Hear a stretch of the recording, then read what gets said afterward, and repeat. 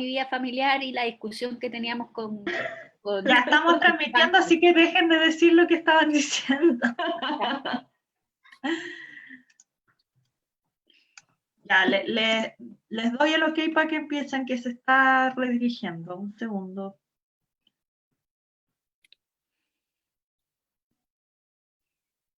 Un segundo.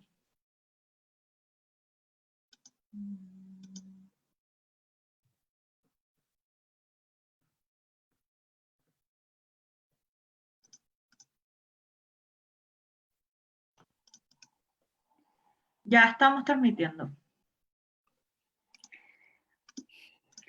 Buenas tardes, bienvenidos al seminario organizado por el Instituto de Asuntos Públicos y en un esfuerzo conjunto entre el Grupo de Investigación de Defensa y de Instituciones del INAP para conversar sobre este importante tema de estados de excepción con dos grandes panelistas que nos acompañan, Claudia Hayes y Augusto Quintana, en un momento en el cual Chile o el presidente de la República acaba de decretar por tercera vez consecutiva un estado de excepción y en el cual no hemos tenido quizás un debate tan profundo sobre las consecuencias de estar viviendo hace tanto tiempo en un estado de excepción, porque no solamente ha sido por el estado de pandemia, empezamos antes, ¿verdad?, con las movilizaciones sociales y el estallido social el año pasado, y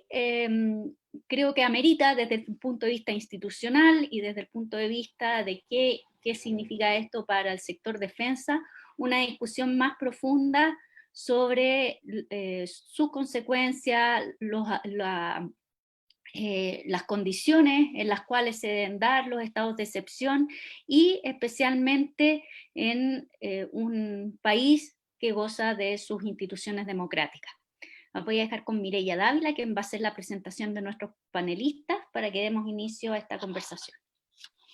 Muchas gracias, María Cristina, y también agradezco a todos y todas porque están acá, agradezco a Claudia, que trabaja en INAP, y a Augusto Quintana por tener esta mirada compleja desde la ciencia política y desde del derecho para poder conversar. Sí, yo quería también complementar que como yo coordino el grupo de Fuerzas Armadas y Defensa y Relaciones Internacionales, mi duda tiene que ver con no solamente los estados de excepción que afecten a la conducta de las personas y el libre tránsito, etcétera, etcétera, como decía María Cristina, que se está normalizando esta lógica de vivir en estado de excepción, sino que también lo que tiene que ver con las Fuerzas Armadas. Y yo creo que ahí es muy importante pensar y discutir algo que está bien en el tapete, que tiene que ver con el rol de las Fuerzas Armadas en el orden interno. Y yo creo que ahí el tema de los estados de excepción es bien importante, sobre todo porque la política de este gobierno y de la primera administración del presidente Piñera tiene que ver con tratar lentamente de generar una política de incluir a las Fuerzas Armadas en el orden interno, la ley de inteligencia, en el reglamento de utilización de la fuerza, etcétera, etcétera. Y yo creo que eso es bien importante y a puertas de la nueva constitución poder discutirlo. Y específicamente también porque se me escucha la prensa respecto a que las Fuerzas Armadas no están preparadas para custodiar el orden interno. Y si lo vemos, en ese sentido hay un potencial conflicto con temas de derechos humanos. Si miramos el último informe del Instituto Nacional de Derechos Humanos, en los últimos 11 meses se han presentado 2.499 querellas, de las cuales un 5% involucra a personal militar, y de las 28 personas formalizadas hay 4 militares que están formalizados. Entonces eso abre, si bien comparativamente con Carabineros muy poco, creo que es un tema que también las propias Fuerzas Armadas han mencionado, que es que no están preparadas, y eso pasa en otras partes también del mundo, para custodiar el orden interno. Entonces, en ese sentido me parece que es muy relevante que discutamos el tema de los estados de excepción, y por eso que tenemos estos dos grandes panelistas hoy día. Yo los voy a presentar en detalle para que la idea es que parta primero Augusto. Él es profesor de la Universidad de Chile, es especialista en Derecho Público, es abogado de la Universidad de Concepción, y es magíster en Derecho Público y se ha especializado en Derecho Público, y además yo estuve viendo sus publicaciones, también publica en este interés del tema de los derechos, tiene algo de salud y especialista en Derecho Público, más bien dicho. Y Claudia Hayes es doctora en Ciencia Política en la Universidad New School of Social Research en Estados Unidos, es magíster en Ciencia Política en la Columbia University, periodista de formación de pregrado, teoría política y dedicada a los temas constitucionales y participó en la mesa técnica junto con María Cristina del acuerdo del 15 de noviembre, así que son expertas en materia, en la cocina del tema constitucional también. Así que le damos la bienvenida. La idea es que primero presente a Augusto 15 minutos y después damos paso a Claudia y después damos un paso a comentarios tanto de nosotros como del público que nos está escuchando. Así que Augusto, como son muy trabajadores los panelistas, hicieron PPT, así que se los vamos a presentar, cosa de ir siendo lo más pedagógico posible para iniciar la discusión. Augusto, estamos. Muchas gracias, Mireya, por la presentación y doy inmediatamente curso a la presentación que hemos preparado para esta ocasión, si es que la encontramos, por supuesto. Te la debes saber igual. ¿Mm? Te la debes saber igual. Sí. Bueno, la primera, comencemos señalando que no es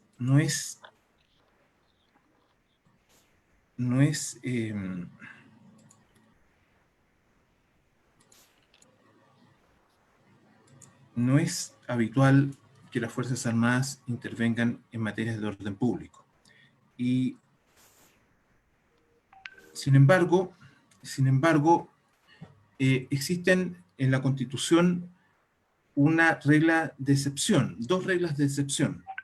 Una que tiene que ver con el resguardo del orden público durante los procesos de votaciones populares, en que ya existe una larga tradición de las Fuerzas Armadas en que intervienen en el resguardo del orden público y que no han sido históricamente discutidos o discutibles en nuestro país, que generalmente lo han cumplido esta función de una manera bastante ejemplar.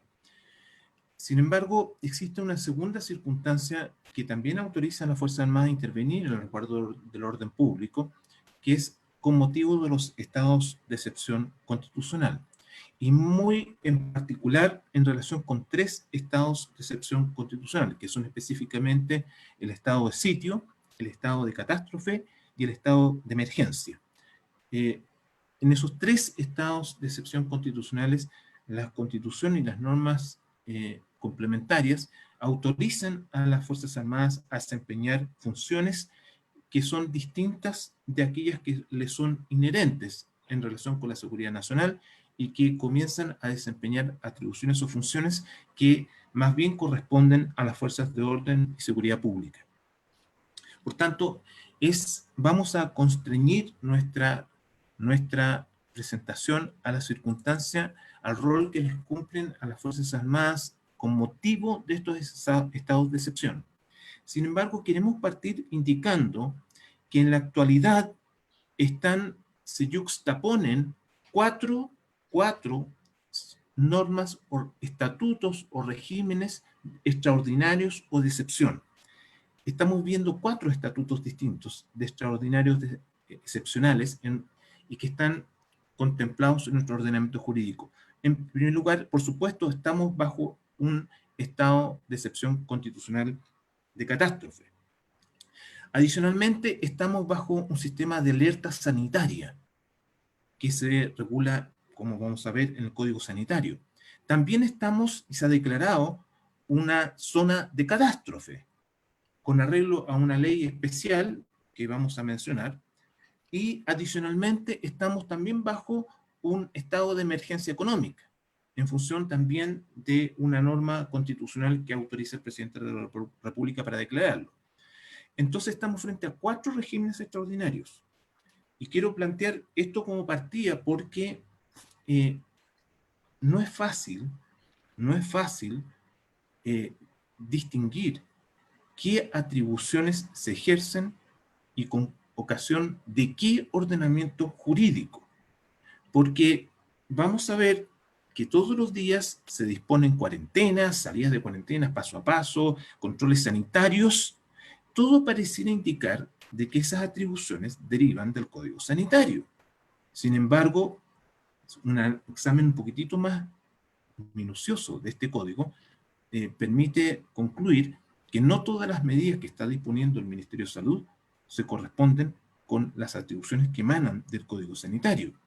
y que por tanto se emplean otros órdenes jurídicos, entre ellos el estado de excepción constitucional, para restringir libertades que el Código Sanitario por sí mismo no autoriza a hacerlo. Por tanto, estamos viendo bajo 4 estatutos extraordinarios. Y por ende, la primera cosa que tenemos que clarificar es cuáles son las funciones que le corresponden a las Fuerzas Armadas con motivo de un estado de excepción constitucional, pero que no supongan tampoco la intervención de Fuerzas Armadas en la implementación de otras normas jurídicas que están absolutamente ajenas a lo que el Estatuto de las Fuerzas Armadas corresponde. No corresponde que las Fuerzas Armadas sean autoridad sanitaria. No corresponde que las Fuerzas Armadas sean una entidad que esté encargada de la reconstrucción económica. Y tampoco corresponde que las Fuerzas Armadas sean objeto de beneficios sobre la base de la situación de emergencia económica. Es decir, aquí hay un punto que convendría quizás desde ya plantear. No todas las atribuciones necesariamente que están actualmente desempeñando las Fuerzas Armadas se corresponden con aquellas que le corresponden con arreglo a un estado de excepción constitucional. No vamos a profundizar porque la idea es abocarnos al tema de los estados de excepción constitucional.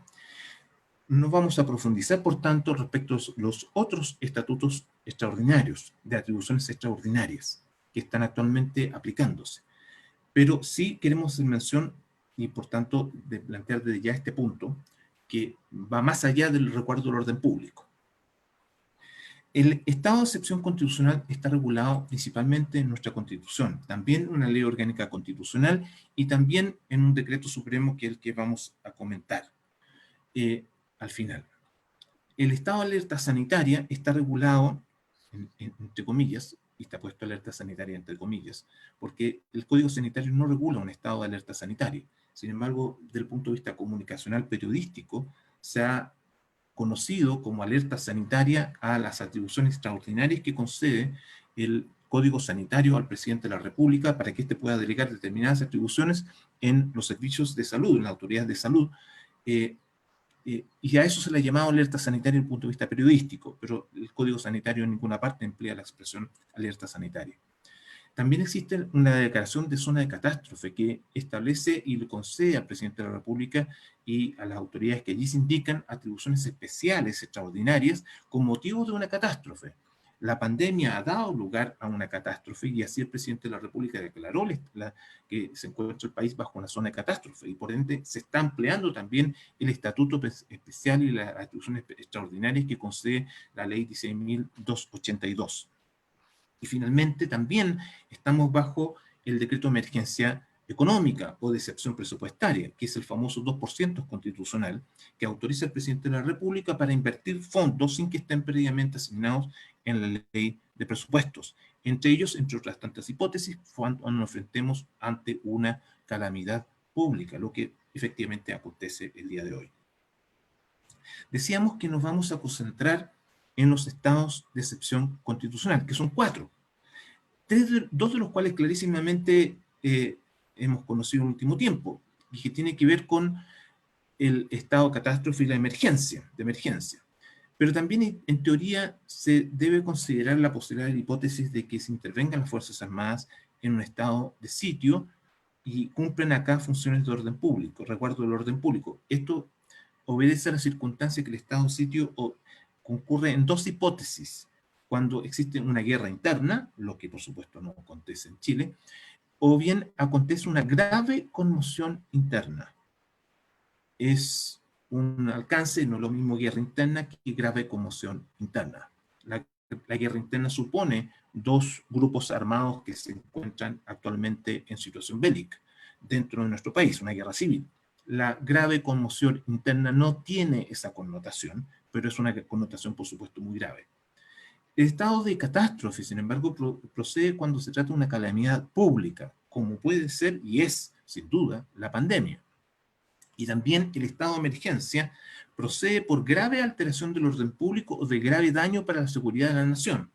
ciertamente esta es la hipótesis que se plantea respecto del estallido, en que había una grave alteración del orden público. Entonces, tenemos 4 estados de excepción.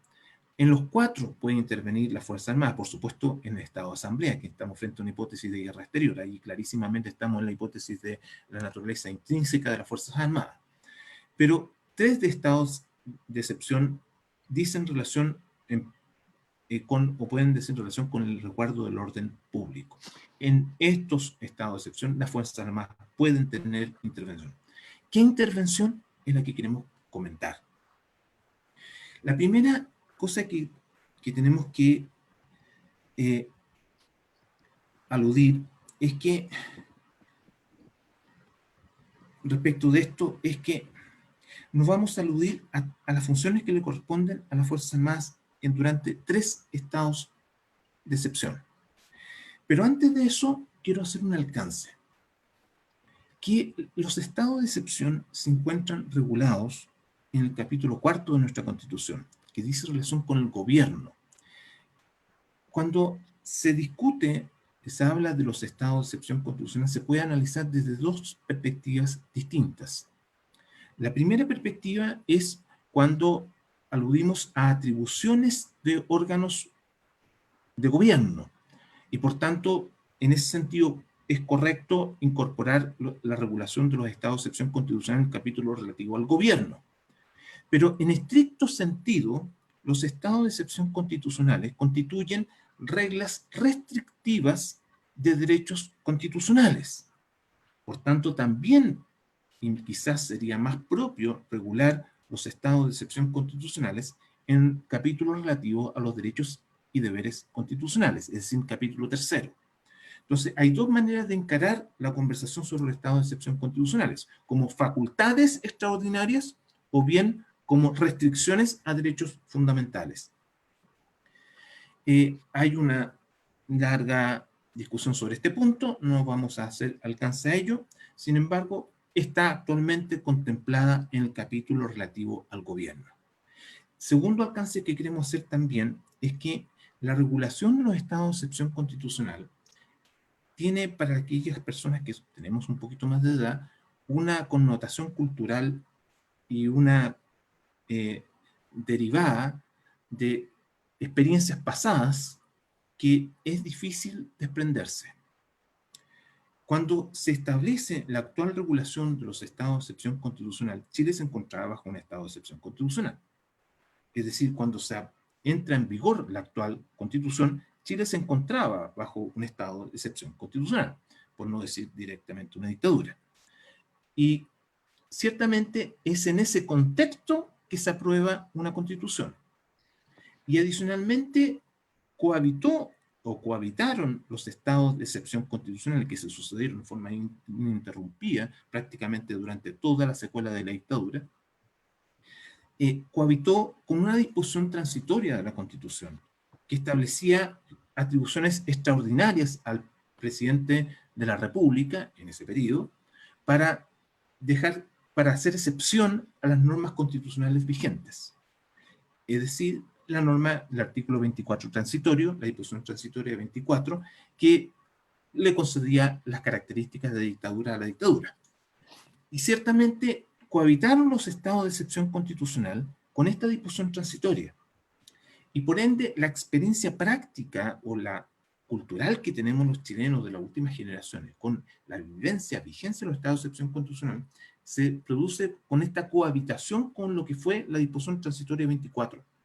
Y por esta vía, en nuestro imaginario colectivo, existe la idea de que durante los estados de excepción constitucional, las Fuerzas Armadas están autorizadas para restringir y vulnerar toda clase de derechos. No solamente las libertades de reunión y de locomoción, y en algunos aspectos el derecho de propiedad, como se regula en la actualidad. Y por eso que nuestro imaginario colectivo se resiste muchas veces a los estados de excepción constitucional y al rol que pueda cumplir dentro de ellos las Fuerzas Armadas, porque en nuestro imaginario recordamos lo que acontecía, que no era solamente restricciones a las libertades de reunión y de locomoción, y en ciertos casos de confiscaciones de bienes, sino que nuestro imaginario se reconduce a otras circunstancias privativas y restrictivas de libertades públicas. incluso del derecho a la vida. El rol de las Fuerzas Armadas durante los estados de sitio, de catástrofe y de emergencia. No nos vamos a referir al estado de asamblea porque es el ejercicio propio de las atribuciones inherentes a las Fuerzas Armadas, que es resguardar la seguridad nacional. No nos vamos a referir, por tanto, a eso porque no queremos restringir al rol de las Fuerzas Armadas en el resguardo del orden público durante los estados de excepción constitucionales. En primer lugar, vamos a citar las normas que regulan esta materia, que son principalmente las que están puestas en la lámina. En primer lugar, la Constitución no dispone ninguna atribución específica a las Fuerzas Armadas durante los estados de sitio, cosa extraña. Sin embargo, la Ley Orgánica Constitucional sí dispone algunas reglas, y particularmente el rol que le corresponde o le asiste a los jefes de la Defensa Nacional que se hacen cargo de determinadas zonas o territorios que estén sometidas a este estado de excepción constitucional. Y ciertamente hay una norma muy especial que no la vamos a comentar simplemente de pasada porque nos queremos más bien concentrar en los estados de emergencia y de catástrofe, que es una facultad extraordinaria que concede la actual Ley Orgánica Constitucional, la Ley 18.415, que regula los estados de excepción constitucional y tiene que ver algunas normas con los tribunales militares. Quiero hacer un alcance desde ya para que se comprenda el sentido de la exposición. La actual Ley Orgánica Constitucional sobre estados de excepción constitucional no ha sido debidamente actualizada, porque en el año 2005 se introdujeron significativas enmiendas a la actual Constitución y que ha significado o ha implicado la derogación tácita o implícita de algunas disposiciones de la Ley Orgánica Constitucional. Sin embargo, hasta ahora el legislador no ha actualizado el contenido de esta Ley Orgánica Constitucional y que existen materias en las cuales existe una abierta contradicción entre lo previsto en la Constitución con lo previsto en la Ley Orgánica Constitucional sobre estados de excepción constitucional. Aquí hay una tarea pendiente que debe ser acometida, a mi modo de ver, de una manera con una cierta premura o con atención. Nos vamos a concentrar, decíamos, en los estados de catástrofe, que es el que actualmente nos rige, y en el estado de emergencia que potencialmente nos podría regir, si es que se produce un nuevo estallido social. La primera cosa es decir que se declara un estado de catástrofe, las zonas respectivas quedarán bajo la dependencia inmediata del jefe de la Defensa Nacional, que es el presidente de la República. Eso es lo que dice la Constitución, y que éste asume la dirección y supervigilancia de su jurisdicción con las atribuciones y deberes que la ley señale. Fíjense las atribuciones, consiste en la dirección y supervigilancia. Acá no le corresponde otra por ley, por mandato constitucional específicamente, nada más que la dirección y supervigilancia de esa jurisdicción. ¿Qué es lo que técnicamente acontece? De que los jefes de la Defensa Nacional asumen atribuciones que de suyo poseen actualmente en situaciones normales otras autoridades. Particularmente impacta en el ejercicio de las atribuciones de los intendentes, que es la principal autoridad que ve mermadas sus atribuciones durante un estado de excepción constitucional. Entonces, el rol del jefe de la Defensa Nacional es principalmente sustituir, reemplazar transitoriamente, provisionalmente, en un territorio específico, la autoridad de otras, el ejercicio de las atribuciones de otros órganos del Estado, y particularmente, y muy especialmente, de los intendentes regionales y en algunos casos de los gobernadores. La ley orgánica establece una serie también de disposiciones, porque dice la Constitución que ejercerá las atribuciones y deberes que la ley señala. Esta ley es la ley sobre estados de excepción constitucionales. Y establece una serie de disposiciones que son fundamentalmente el artículo 6º y 7º, que dice que el presidente de la República podrá delegar total o parcialmente determinadas atribuciones en el jefe de la Defensa Nacional. Entonces, el jefe de la Defensa Nacional tiene dos tipos de atribuciones. Atribuciones que le están directamente establecidas por ley y atribuciones que el presidente de la República le pueda delegar total o parcialmente. El artículo 7º de la Ley Orgánica Constitucional establece cuáles son las atribuciones que por ley le corresponden al jefe de la Defensa Nacional, en esta hipótesis, que son las 8 que allí se indican, que aparecen en la lámina, y que aparecen enunciadas o aludidas, que son fundamentalmente algunas funciones que no inciden necesariamente en el resguardo del orden público en sí. Si se fijan en las atribuciones, son fundamentalmente el acopio, almacenamiento y formación de reservas de alimentos, etc. Determinar la distribución de utilización gratuita o onerosa de bienes referidos, establecer las condiciones de celebración de reuniones en lugares de uso público. Hay una función de carácter normativo, no es una función de carácter de Perdón que te interrumpa, ya estamos en el tiempo. Ups. Para que vamos terminando. A ver, lean ustedes la lámina, no se le atribuyen directamente funciones de orden público. Lo mismo decíamos en el estado de emergencia, y queremos alcanzar rápidamente al tema que nos interesa, que es el uso de la fuerza durante los estados de excepción constitucionales. En el último año, en enero de este año, el presidente de la República dictó un decreto supremo que regula el uso de la fuerza por parte de las Fuerzas Armadas con motivo de los estados de excepción constitucional de sitio, de catástrofe y de emergencia. Acá se establecen 4 ideas generales. La primera es que se delega a los jefes de la Defensa Nacional la atribución de dictar instrucciones que precisen el uso de la fuerza por parte de las unidades militares durante los estados de excepción que estamos indicando. En segundo lugar, establece la facultad es que en dichas instrucciones se debe precisar el empleo de armamento. Todo ello en conformidad a las reglas para el uso de la fuerza que el propio decreto supremo indica en su artículo 3º. Se establecen además ciertos principios y deberes que deben observar las Fuerzas Armadas en el empleo de uso de la fuerza. Y cuarto, que la parte más polémica, es que se autoriza la detención, control y registro por parte de las Fuerzas Armadas a ciudadanos. Nótese que por la vía de un decreto, el presidente de la República está delegando a los jefes de Defensa Nacional estas atribuciones. Pero queremos poner desde ya la nota polémica. El presidente de la República no tiene la facultad para detener, el presidente de la República no tiene la facultad para controlar, y el presidente de la República no tiene facultad para registrar a personas o ciudadanos. El presidente de la República, por tanto, tampoco puede delegar estas atribuciones a los jefes de la Defensa Nacional. Esa es la conclusión. Lo que quiero, finalmente, van a haber espacio para las preguntas, lo que quiero poner en telejuicio varias normas de la Ley Orgánica Constitucional sobre estados de excepción constitucionales.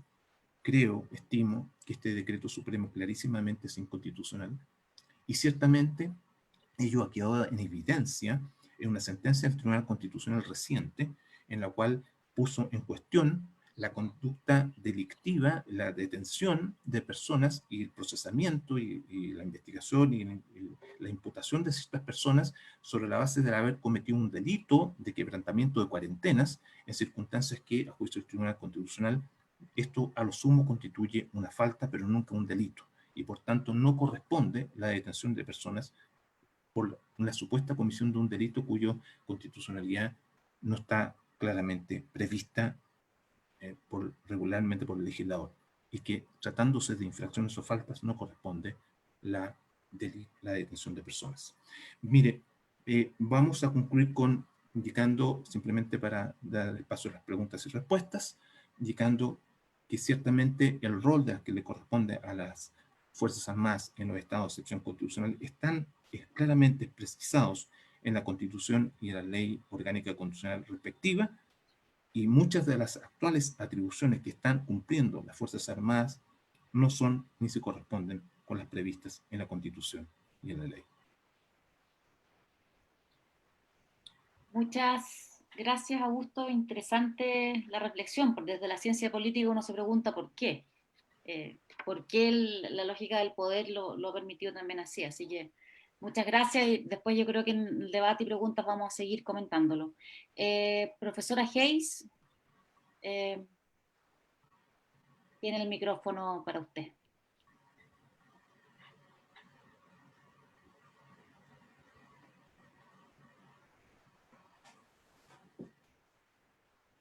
Perdón, estaba muteada. ¿Se ve la presentación? Perfecto.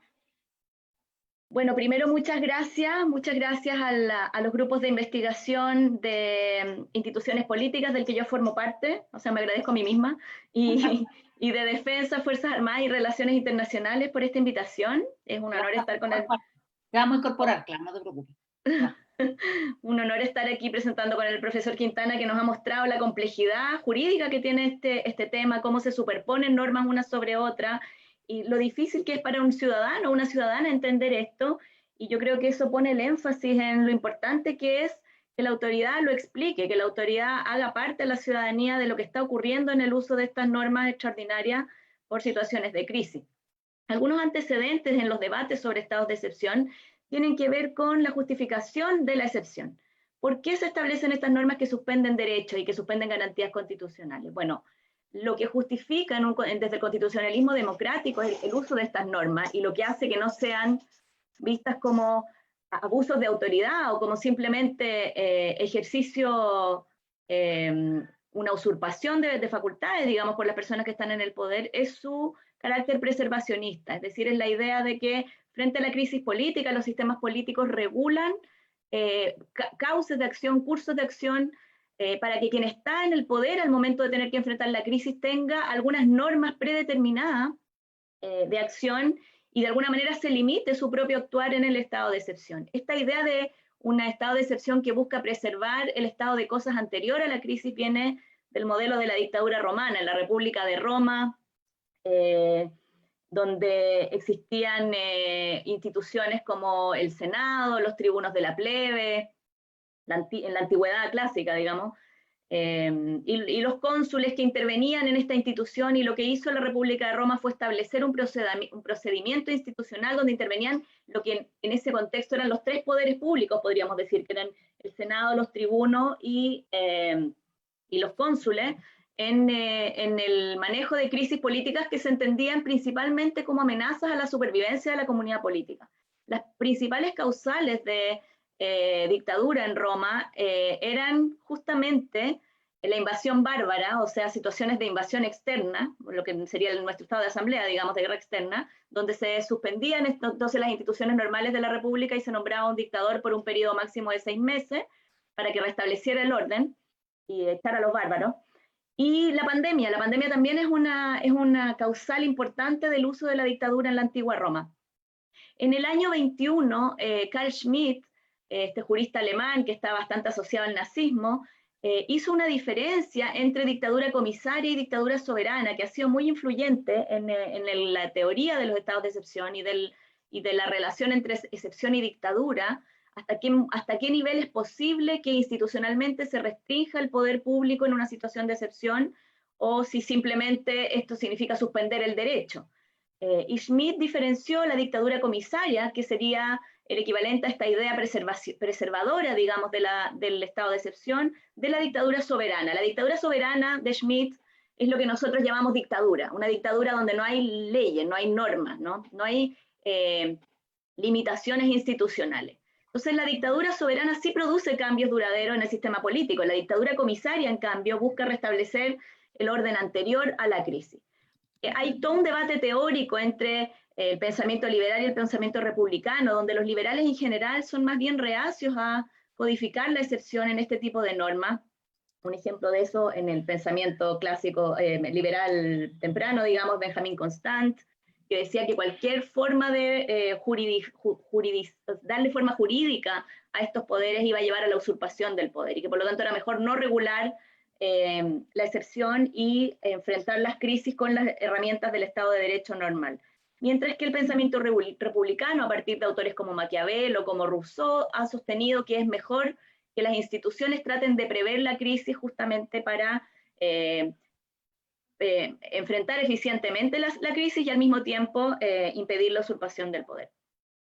También hay otro debate, quizás superpuesto a este, que es el uso de los estados de excepción constitucional versus el uso de normas legales, y nosotros en Chile lo hemos vivido desde el retorno a la democracia. El profesor Quintana señalaba bastante bien las connotaciones que tiene para nosotros, para nuestra comunidad política en particular, el uso de los estados de excepción, porque vivimos bajo normas que no sé si se pueden o no llamar estados de excepción constitucional en circunstancias de que no había un orden constitucional realmente vigente en la dictadura, porque había una dictadura soberana, no un estado de excepción durante la dictadura de Pinochet, pero efectivamente desde el retorno a la democracia no se habían usado más que el estado de catástrofe. Y la verdad es que en América Latina el uso de estados de excepción, particularmente el estado de sitio, que fue algo que es una cosa que partió de la Constitución chilena. La Constitución chilena de 1833 hizo una innovación en la región al importar el estado de sitio de Francia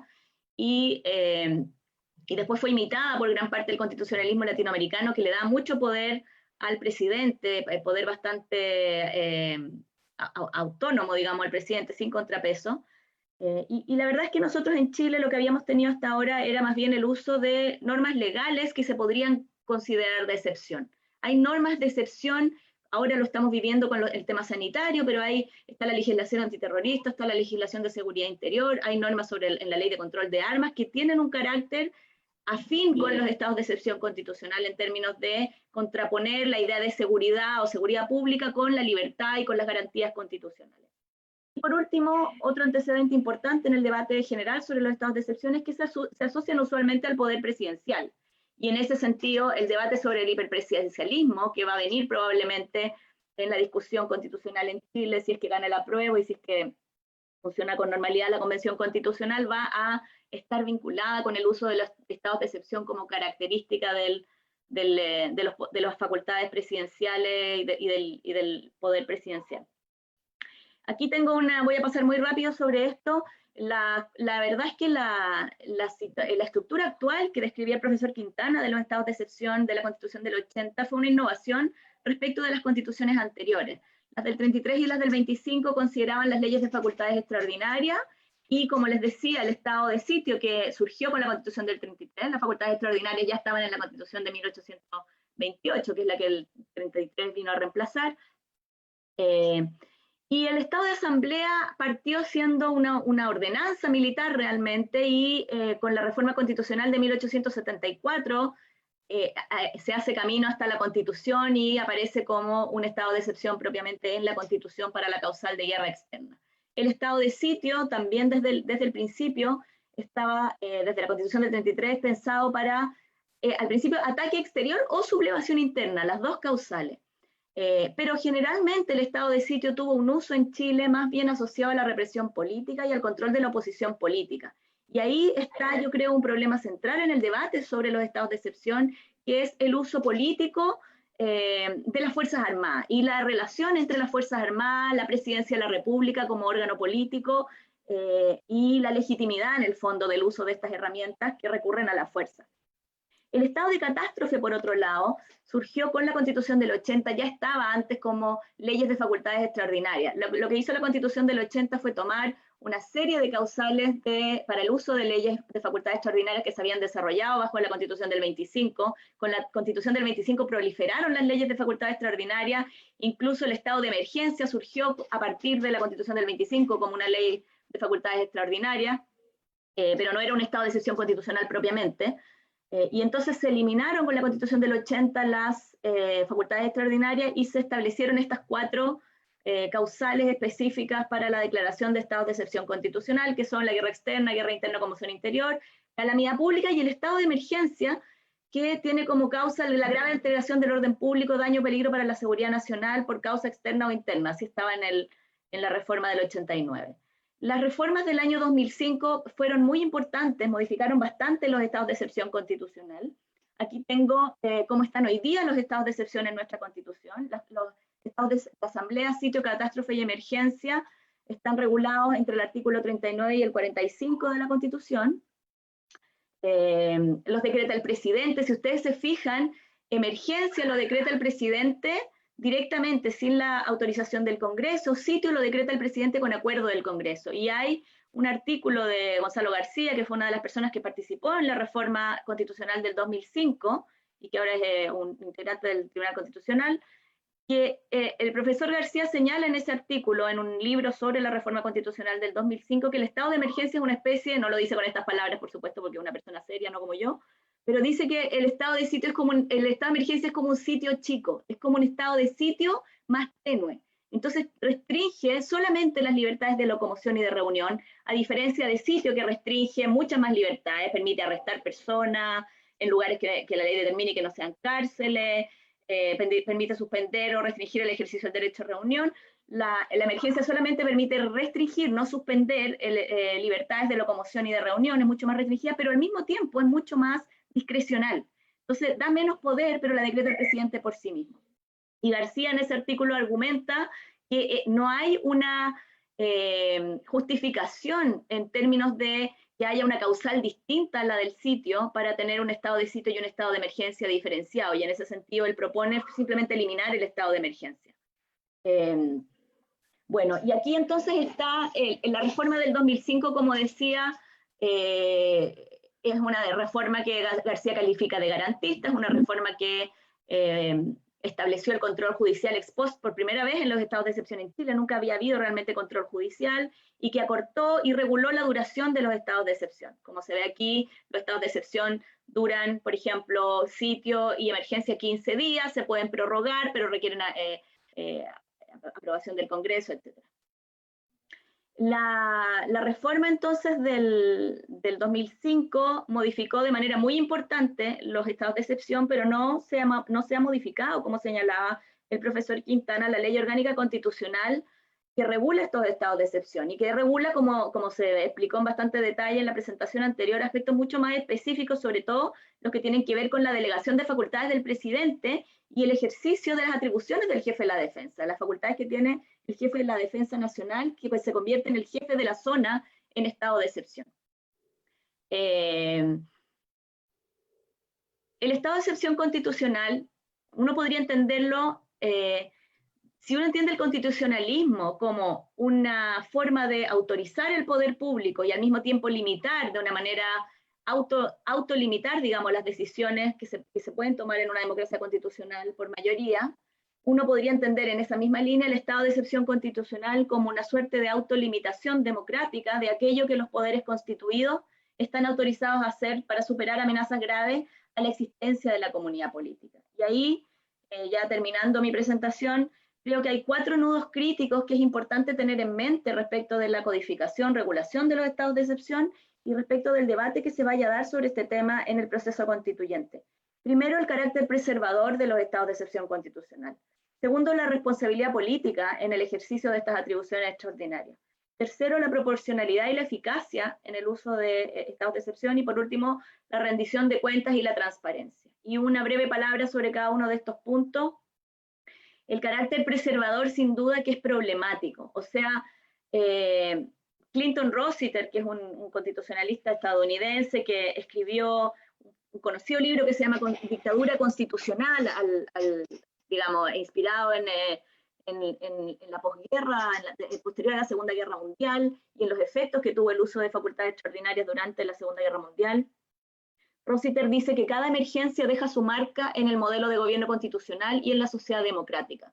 Él lo llama dictadura constitucional a los estados de excepción. Y él dice que cada periodo de dictadura constitucional deja la democracia un poco más autocrática que antes.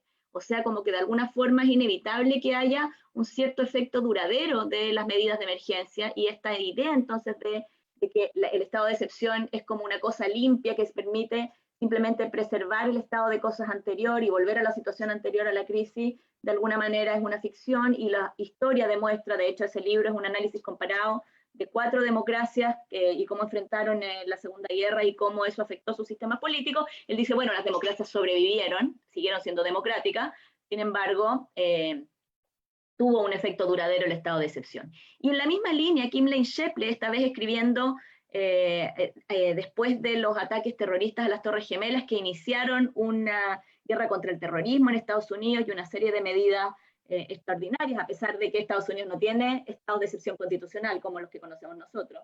Tiene otros mecanismos para la emergencia, pero no tiene estados de excepción más que la suspensión del habeas corpus con autorización del Congreso. Kim Lane Shepley escribió que, en general, los estados de excepción motivados por las crisis políticas no son procesos periodos donde se produzca el silencio de la ley. Hay otros autores como Agamben que dicen que en presencia de los estados de excepción la ley se silencia, no hay estado de derecho y lo que hay es poder puro y poder desnudo. Sin embargo, Shepley muestra que los estados de excepción se asocian a periodos de hiperproducción legal. Y Jaime Bass, en un artículo que está por salir en un libro sobre el derecho de la emergencia, editado por Pablo Contreras, escribe que entre el 17 de marzo y el 19 de junio se han presentado 104 proyectos de ley. Yo creo que todos hemos visto cómo el calentamiento que se produjo en el Congreso a la luz de las situaciones de crisis que hemos vivido, primero por el estado de emergencia posterior al estallido de octubre del año pasado, y luego con el estado de catástrofe a partir de marzo de este año, ¿no? Y además de la hiperproducción legal y del aumento del trabajo legislativo frente a la emergencia, se han producido un fenómeno de manejo de la agenda legislativa a través de las urgencias, dándole urgencia a proyectos que no habían tenido apoyo antes y que podrían verse influenciados por esta situación de crisis, que son los proyectos que tienen que ver con el rol de las Fuerzas Armadas en la protección de infraestructura crítica, algunas de las cosas que señalaba Mireia al principio, los que buscan reformar los servicios de inteligencia o la ley migratoria, por ejemplo, ¿no? Que son temas que tienen que ver con seguridad, con seguridad pública, etcétera, y con relaciones internacionales. El segundo punto sobre la responsabilidad política, como decía antes, hay una vinculación entre estados de excepción e hiperpresidencialismo. Esto no significa que no haya regímenes parlamentarios, por ejemplo, que tengan y usen estados de excepción. Pero es cierto que las atribuciones de excepción son muy afines a la personalización del poder en un presidente de la República. Y eso ha hecho que algunos autores, como Chibu Belkin y Ginsburg, en un trabajo del 2011, hayan señalado que de hecho lo que distingue a los sistemas presidenciales latinoamericanos, tanto de los regímenes parlamentarios como de otros regímenes presidenciales, por ejemplo el de Estados Unidos, son las atribuciones que tiene el presidente en el uso de estados de excepción.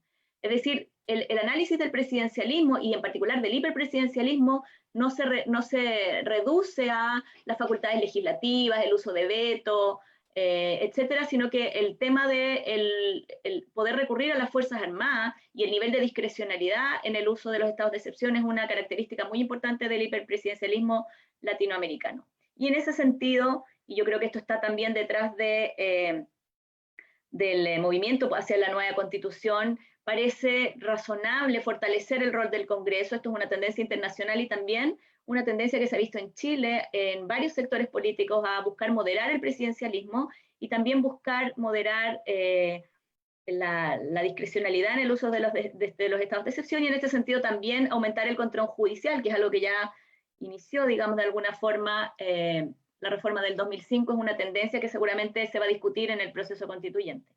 El tercer punto, que tiene que ver con la proporcionalidad y la eficiencia, se relaciona con las emergencias y el rol de las Fuerzas Armadas en estas emergencias. Aquí estaba un poco lo que se señalaba antes del uso de las Fuerzas Armadas para tareas de orden interno, que son más bien tareas que le corresponden a las policías. Y ahí nosotros hemos visto en años recientes, y en particular en el uso de los estados de catástrofe, cómo pueden entrar en conflicto autoridades, por ejemplo, civiles, políticas, como un intendente, con el jefe de zona en una situación de crisis. Yo creo que es importante preguntarse si es un jefe de zona militar la persona más idónea para hacerse cargo como autoridad máxima de una crisis sanitaria, de una crisis producida por un terremoto, por un aluvión, y si no debiéramos replantear el tema de la emergencia cuando se refiere a catástrofes naturales y a situaciones de calamidad pública que requieren una acción integrada de grupos de rescate y de agencias más del tipo de la ONEMI que realmente de las Fuerzas Armadas. O sea, no se puede desconocer que las Fuerzas Armadas tienen una capacidad instalada y una organización territorial en todo Chile que no tiene ninguna otra organización, pero creo que es importante preguntarse cuál es la mejor manera, la forma más eficiente de enfrentar catástrofes de este tipo. Y el tema de la proporcionalidad, bueno, ahí está lo que señalaba antes sobre la emergencia y el sitio, y y esto también se vincula un poco con el tema de la rendición de cuentas y transparencia, con el tema de de hasta qué punto se utiliza el orden público más bien con una motivación política que realmente de superar una crisis, ¿no? Y ahí la rendición de cuentas y la transparencia es muy relevante. Yo creo que eso es algo en lo que se ha fallado en Chile históricamente y hoy día en particular. No hay una justificación pública con argumentos de bien común que legitimen el uso de estas medidas. Y es importante que la autoridad explique por qué está tomando las medidas que está tomándolas, sobre la base de qué legislación, y con eso despeje sospechas de que se está usando, por ejemplo, el estado de excepción para defender algunos intereses particulares de un sector a costa de otros sectores o para fines que son ajenos a la emergencia, como ocurre en el caso de la legislación que estaba mencionando antes. Termino con eso y creo que podemos pasar a la conversación. Justo te iba a decir que estaba en el tiempo. Muchas gracias, Claudia, y muchas gracias, Augusto.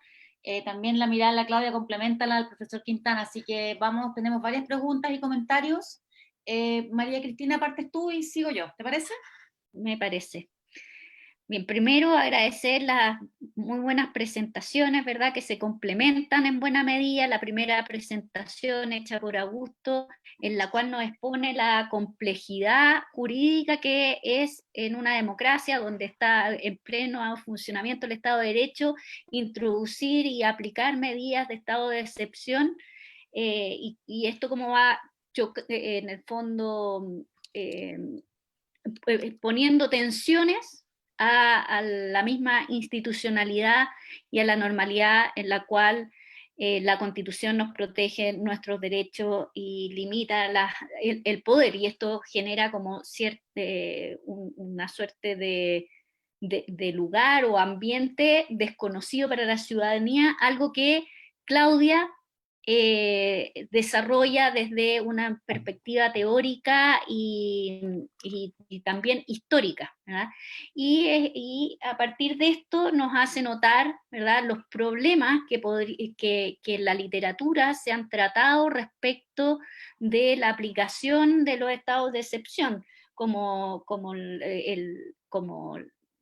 las acciones que toma el Congreso, la hiperactividad legislativa, porque estamos en un estado de crisis, las tensiones en los presidencialismos, y la concentración del poder, y la función que cumplen las Fuerzas Armadas, la proporcionalidad, la emergencia, todo lo cual tiene su sustento legal, en lo que explica, constitucional y legal, como explicaba Augusto, porque los estados de excepción se justifican en la medida que estamos en una emergencia. En una dictadura estamos permanentemente ante la discrecionalidad de las autoridades, y los estados de excepción, ¿verdad?, son para una autoridad que en democracia necesita de ciertas herramientas adicionales para enfrentar una situación, ¿verdad? Y aquí me surge dos preguntas, y le voy a hacer una a Claudia y otra a Augusto, cada una en el ámbito de sus respectivas exposiciones. La primera se la voy a hacer a Augusto, porque fue quien partió. Es que me parece paradójico que un estado de excepción que está regulado de acuerdo a la Constitución, a las leyes, sea aplicado irregularmente, y que el sistema, en general el sistema político, no sea capaz de reaccionar frente a esta aplicación irregular, como se desprendió de la última parte de tu presentación. Y aquí mi pregunta, ¿verdad?, más bien jurídica, es qué mecanismos tiene la ciudadanía o cómo podría reaccionar el sistema para hacer valer el Estado de Derecho frente a un estado de excepción, porque no significa que el estado de excepción es que hayamos eliminado todo y esto sea una suerte de tierra de nadie, y porque eso nos convertiría en un autoritarismo inmediatamente, ¿verdad? Por ejemplo, si podría haber una acusación constitucional o algo así, o qué otras herramientas se tienen, ¿verdad?, o podrían tenerse, y que Chile no cuenta ante la aplicación irregular de un estado de excepción. Y a Claudia, más desde el punto de vista del grupo de investigación de instituciones que tenemos en el INAP, le quería preguntar, muy en la línea de su última parte de la exposición, es que en la aplicación de los estados de excepción en sí mismo ¿verdad? Es una concentración del poder, ¿verdad? Desde otras autoridades y otras competencias que se tienen en otras instituciones hacia el Poder Ejecutivo, y que de alguna manera podrían debilitar la institucionalidad democrática. Y en este sentido, quizás los estados de excepción dan cuenta de un déficit estatal de poder hacer frente con medidas de política regular en una emergencia como la sanitaria o el control del orden público, ¿verdad? Quizás los estados de catástrofe, ahí, no sé, para la reflexión de Claudio. Entonces le quería preguntar, ¿qué impacto cree que tiene en la actualidad en el desarrollo democrático del país es tener un estado de excepción que llevamos desde marzo, bueno, y desde antes, si contamos el estallido social, ¿verdad? Estar bajo un permanente estado de excepción? Súper. Gracias, María Cristina. Les propongo que juntemos algunas porque hay varias preguntas para ambos panelistas y después si es que es necesaria una nueva ronda. Para el profesor Quintana, Francisca Palma pregunta si las Fuerzas Armadas están tomando atribuciones que no les corresponden, el estado de excepción sería una acción inconstitucional. ¿Qué mecanismos se pueden aplicar para cuestionar esta medida? ¿Hay alguna sanción asociada a esta decisión? Pregunta el profesor Baeza, de la Casa. Me llama la atención lo cesarista del rol presidencial en la excepción constitucional. ¿Cómo poder balancear en la nueva constitución el rol de los otros poderes del Estado? Otra razón para el cambio de forma de gobierno, incluso dado el caso del presidencialismo norteamericano, donde no lo tiene, tal como sostiene Claudia, entonces ¿no será mucho el caso chileno? ¿Les parece que un par más? Pregunta Ricardo Rodríguez, según su opinión, ¿qué papel han jugado los estados de excepción en la construcción del Estado en Chile, sobre todo en la historia reciente de Chile? Y Luis Felipe García pregunta, pensando en el decreto de febrero del 2020 que regula el uso de la fuerza, los problemas de constitucionalidad indicados por el profesor Quintana, y considerando el Congreso tiene la facultad para recurrir al TC para impugnar este decreto, ¿por qué el poder político no ha usado esta facultad? ¿Existirá una suerte de consenso sobre una presunta insuficiencia de los estados de excepción para circunstancias como las actuales de la pandemia? ¿Les parece que hay algún... ¿Tú tienes más, Cristina, por ese lado? ¿O... No todavía. ¿Les parece que hagamos un resumen? ¿Quién parte? No sé. Profesor Quintana, Claudia. El profesor Quintana en orden de Bien. presentación. Cachipún. Okay. Muchas gracias por las preguntas, bien interesantes todas ellas. Partamos por la última. Efectivamente, se pudo haber impugnado el decreto supremo de enero de este año. Desafortunadamente transcurrió ya el plazo para hacerlo. Tenían 30 días cualquiera de las cámaras del Congreso Nacional para haber impugnado el decreto ante el Tribunal Constitucional. Eso no aconteció. Desafortunadamente, a mi modo de ver, correspondía. También correspondía que el Contralor General de la República lo hubiese representado, que era otro mecanismo de control que no funcionó. Pero está ese decreto. Eso significa que está válido, que está vigente, pero no significa que sea ajustado a la Constitución. No significa que, por tanto, deba necesariamente ser cumplido. Fue una jueza de la República la que, conociendo de una causa, presentó un requerimiento ante el Tribunal Constitucional para que calificara, si acaso, las detenciones que se estaban practicando con arreglo a normas que constituían delito, se cumplieron o no los estándares constitucionales para la tipificación de los mismos. Y si correspondía o no correspondía que estas fueran calificadas como delito y no como faltas. El Tribunal Constitucional le dio la razón a la jueza, en parte, y hoy día tenemos allí una arista. Se está erosionando el sistema de detenciones que está practicando actualmente las autoridades públicas. No le echemos la culpa a las Fuerzas Armadas en todo lo que vamos a decir, porque creo honestamente que acá el tema es más amplio. ¿Cuál es, a mi modo de ver, el problema sistémico? Son dos puntos. Si acaso los estados de excepción constitucional son una forma para gobernar, o son restricciones específicas, razonables, a ciertos derechos de una manera natural, con una naturaleza temporal. Claramente, el sesgo autoritario de la Constitución es que comprender a los estados de excepción constitucional como una forma de gobernar, en circunstancias que no debe ser eso. No, en un Estado de Derecho las autoridades tienen que gobernar con arreglo a la ley y no hacerlo de una manera arbitraria. Lo que puede acontecer siempre es que existan circunstancias que hagan plausible, razonable restringir derechos. Eso es correcto. Y ciertamente en muchos casos se justifica plenamente. Pero lo que no corresponde es que se entienda como una forma de gobernar. Aquí vamos a un asunto: ¿qué es lo que se puede hacer? En teoría, lo que se podría hacer hoy día es que el Congreso Nacional deje sin efecto el estado de emergencia.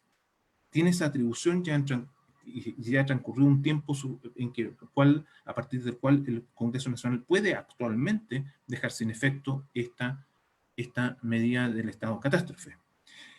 Pero el problema no parece ser necesariamente con el estado de catástrofe, porque para dejar sin efecto el estado de catástrofe tendríamos que decir, bueno, ¿qué reemplaza el estado de catástrofe para hacernos cargo de la catástrofe? El problema es que se están aplicando las normas del estado excepcional, normas del estado de catástrofe, para enfrentar la emergencia sanitaria. Y resulta que las atribuciones que se le proporcionan al Estado, que se poseen bajo el estatuto del estado de excepción constitucional, se conceden al presidente de la República de forma acotada y a los jefes de la Defensa Nacional que esta autoridad puede designar, pero no al Ministerio de Salud, que es la autoridad que lo está decretando. Y aquí acontece que se produce esta confusión de estados de potestades extraordinarias que están actualmente ejerciendo mediante el Ministerio de Salud, que es el que está estableciendo el régimen de cuarentenas, el régimen de controles sanitarios y otros tantos que impiden desplazamiento de un lugar a otro, pero eso es propio de un estado de excepción constitucional, pero no del Código Sanitario. Entonces, aquí lo que acontece es que existe un Código Sanitario que no responde a las necesidades de la época para enfrentar una pandemia. Antiguamente las pandemias eran enfrentadas con medidas restrictivas del ingreso y salida del país. Chile era un país absolutamente, era una isla en el mundo. Si acontecía una pandemia en el mundo, la solución era aislarse un poquito más y evitar que los chilenos salieran al extranjero. Entonces, los controles que están establecidos en el Código Sanitario se corresponden con una mentalidad de la época. Hoy día, la forma de que se produce la socialización en el mundo y en nuestra sociedad, en las urbes, en las grandes ciudades, es de una dinámica tal que no se condice con las atribuciones que se le conceden a la autoridad sanitaria en el Código Sanitario. Y lo que está comenzando a acontecer es que el Ministerio de Salud está empleando atribuciones que le corresponden a los jefes de la Defensa Nacional con arreglo al estado de excepción constitucional. Eso es lo que está aconteciendo. Y resulta que a las Fuerzas Armadas que durante el estado de excepción constitucional han tenido más bien una actitud bastante cautelosa. Los juicios, las acciones que se dirigen contra las Fuerzas Armadas son principalmente con motivo del estallido, no con motivo de la pandemia. Y acontece de que las Fuerzas Armadas han tenido una actitud bastante cautelosa durante el último periodo. Y ciertamente el reproche no va dirigido principalmente a las Fuerzas Armadas, sino que va dirigido a las detenciones ilegales y arbitrarias que está aconteciendo respecto de personas en circunstancias que el estado de excepción constitucional lo que permite es restringir las libertades de reunión y las libertades de locomoción, pero no autoriza a las personas a ser detenidas, ni autoriza tampoco para ser registradas. Lo que acontece son simplemente restricciones a dos derechos. Sin embargo, se están extendiendo las restricciones a otros derechos. Entonces, el asunto, si da o no lugar a una acusación constitucional, yo diría que el tema, tratándose del presidente de la República, la circunstancia es un poquitito más restrictiva, porque ahí solo procede respecto de una abierta infracción a la Constitución. Es más difícil de configurar. Tratándose de un ministro de Estado, podría ser que los actos y omisiones de un ministro de Estado, del Ministerio de Salud, ciertamente están más en la línea directa de una eventual acusación constitucional. Y ciertamente puede también pensarse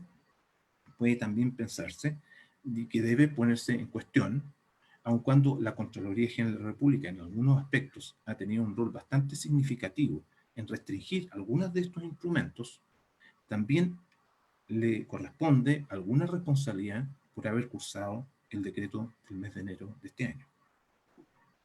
Entonces, me parece que el punto de partida es: tenemos un ordenamiento completamente incoherente, un ordenamiento jurídico completamente incoherente, se yuxtaponen una serie de atributos extraordinarios que se emplean como una forma de gobernar, en circunstancias que solo pueden entenderse como circunstancias que ameritan determinadas, acotadas y específicas restricciones a ciertos derechos, no a los demás.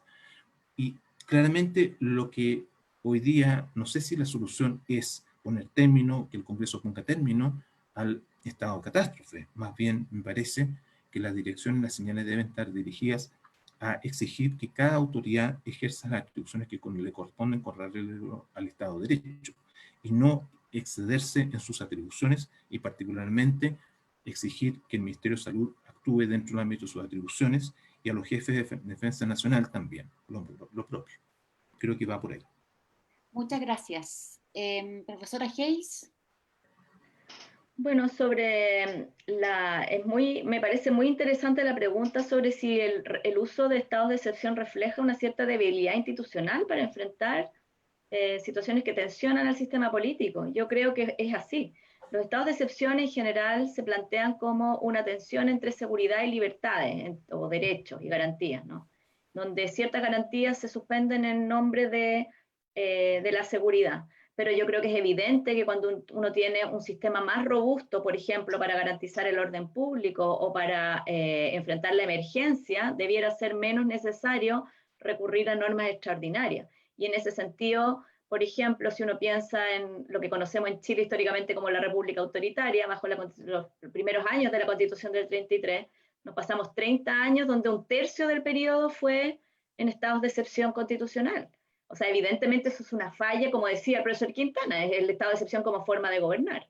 El periodo de Gabriel González Videla, estuvimos una cantidad enorme de ese periodo. Hay un libro de Carlos Huneeus que se llama La Guerra Fría en Chile, o La Guerra Fría Chilena, que muestra la cantidad, lo mismo, o sea, el estado de excepción como forma de gobierno ordinario. Y también hemos vivido en Chile el uso de estados de excepción para regular cosas que no tienen nada que ver con excepciones, ni siquiera con represión política, como era en el caso de, por ejemplo, la represión de los liberales por los conservadores, con el estado de sitio en el siglo XIX. Por ejemplo, hay una reforma entera al estatuto administrativo que se hizo al amparo de una ley de facultades extraordinarias, usando como excusa la Segunda Guerra Mundial para algo que no tenía nada que ver con la guerra. O sea, también, y en ese sentido hay algunas críticas hoy día a situaciones que se están produciendo en el Congreso, que al alero de la situación de emergencia buscan avanzar agendas que no tienen que ver estrictamente con la crisis política. Yo creo que ahí hay una falta de capacidad de fiscalización del poder público en el uso de estas atribuciones y en su funcionamiento en contextos de emergencia. Y también lo que se señalaba antes, la historia que tenemos de uso de las Fuerzas Armadas para objetivos políticos y también para eludir responsabilidades políticas, para decirle a las Fuerzas Armadas que se hagan cargo de una situación y eludir la responsabilidad política de hacerse cargo de esa situación.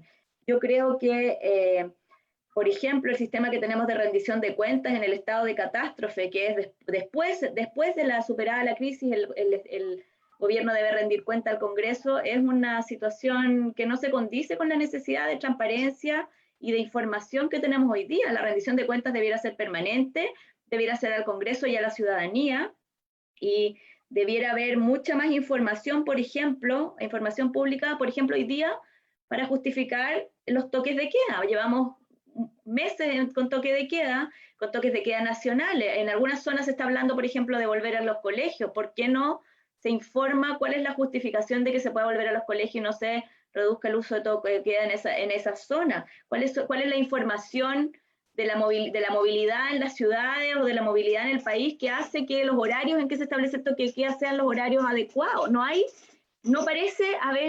información, y eso da la impresión de que no hay realmente justificación técnica para las decisiones que se toman y que parece una medida arbitraria. Y cuando uno siente que se están tomando medidas arbitrarias, por supuesto que esas medidas tienen mucha menor legitimidad. Entonces no es solamente un tema de justificación pública, sino que las medidas que se toman para la protección de la salud de la gente necesitan hacerse con la gente. Uno tiene que sentir que esto es bueno para uno y no que se está tomando, por ejemplo, para proteger a ciertos sectores de la ciudadanía, sacrificando a otros sectores de la ciudadanía, que es una suspicacia que emerge de la falta de información y de la falta de transparencia.